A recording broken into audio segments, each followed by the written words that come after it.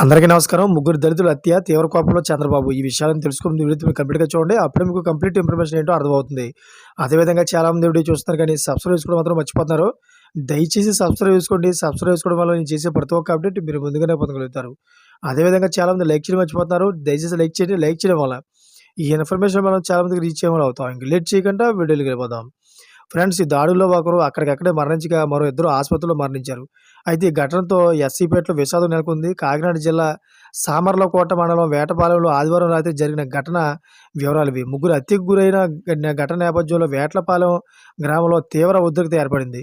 సమాచారం అందుకున్న పోలీసులు ఆ గ్రామంలో బందోబస్తు ఏర్పాటు చేసినట్లు సమాచారం అందింది. ప్రాథమిక సమాచారం మేరకు వేటపాలెం ఎస్సీపేటలో దాదాపు 20 మంది కలిసి కత్తులతో కర్రలతో ప్రత్యర్థి కుటుంబంపై దాడి చేయడంతో ముగ్గురు మృతి చెందగా మరో ముగ్గురు తీవ్రంగా గాయపడ్డారు. గ్రామంలోని ఎస్సీపేట చెరువు వద్ద కరాదాల పండు ఇంటి నిర్మాణం చేపట్టారు.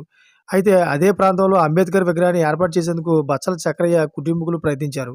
ఇంటి స్థలం విషయంలో కరాదాల బచ్చల కుటుంబాల మధ్య తీవ్ర ఘర్షణ చోటు చేసుకుంది. ఈ క్రమంలో కత్తులతో దాడి చేసుకోవడంతో కరాదాల ప్రకాష్ రావు 50 అక్కడికక్కడికే కన్నుమూశారు. అదేవిధంగా చంద్రరావు 60 యేసు ఆసుపత్రిలో చికిత్స పొందుతూ మృతి చెందారు. తీవ్ర గాయాలైన బచ్చల చిన్న సుబ్బారావు, కరాదల పండు, బాబీలు చికిత్స పొందుతున్నారు. ఆ స్థలంలో కత్తులు, కర్రలు స్వాధీనం చేసుకున్న సామర్లకోట పోలీసులు కేసు నమోదు చేసి దర్యాప్తు చేస్తున్నారు. ఘటనా స్థలాన్ని పెద్దాపురం డీఎస్పీ శ్రీ హరిరాజు పరిశీలించారు. Thanks for watching friends.